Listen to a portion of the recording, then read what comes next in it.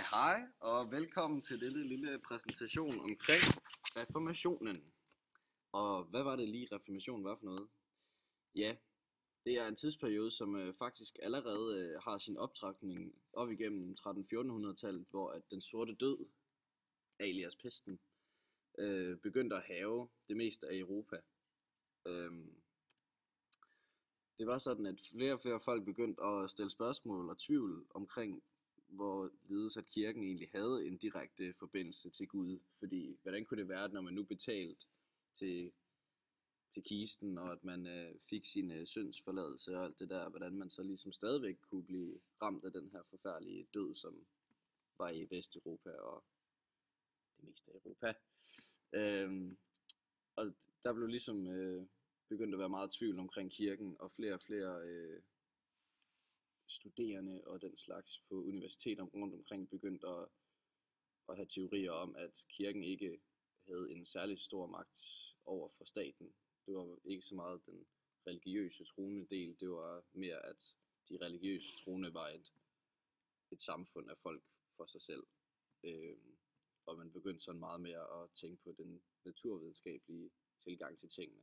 Og så tog det ligesom sit afspring til reformationen. Martin Luther var den centrale person i opgøret mod det katolske pavedømme. Han mente, at mennesket ikke kunne frelse sig selv med sine gerninger, og alt afhængig af Guds nåde.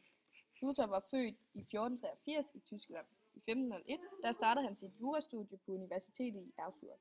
Han færdiggjorde det aldrig, da han under et uvejr, der lagde han et løfte til Gud, at hvis han overlevede det her uvejr, så ville han vise sit liv til ham som munk. Han begyndte sit liv i klosteret i Erfurt i 1505. Efter få år begyndte han sit præstestudie og underviste i moralfilosofi. I den første tid som munk mente Luther, at mennesket selv skulle gøre sig fortjent til frelse. Han levede derfor i overensstemmelse med kirkens retningslinjer. Senere begyndte han at få en ny opfattelse af, hvad kristendommen var. Han mente, at det er mennesket tro på Gud som frelser, ikke frelse er baseret på gerninger.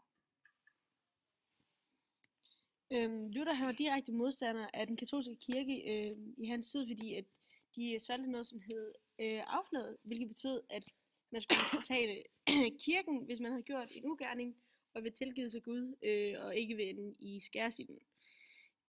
Luther mente, at de forskellige var uden belæg i Bibelen, og udelukket var til for at kirken kunne tjene sorte penge.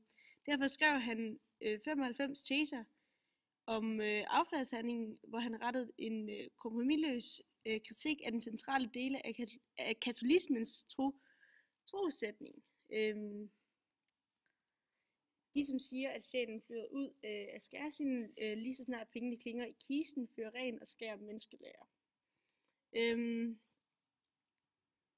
Flere gange blev Luther forhørt og troet på livet af den katolske kirke. Folk de fik forbud mod at læse hans bøger, og han blev også tvunget til at tilbagekalde den.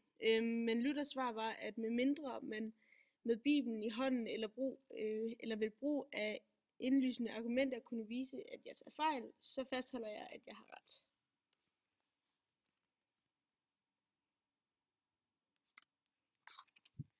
Ja, som ses på billedet, så var Danmark, Norge og Sverige en del af Midt- og Østtyskland tilhængere af Luther omkring 1560, der hvor reformationen var begyndt at ebbe ud.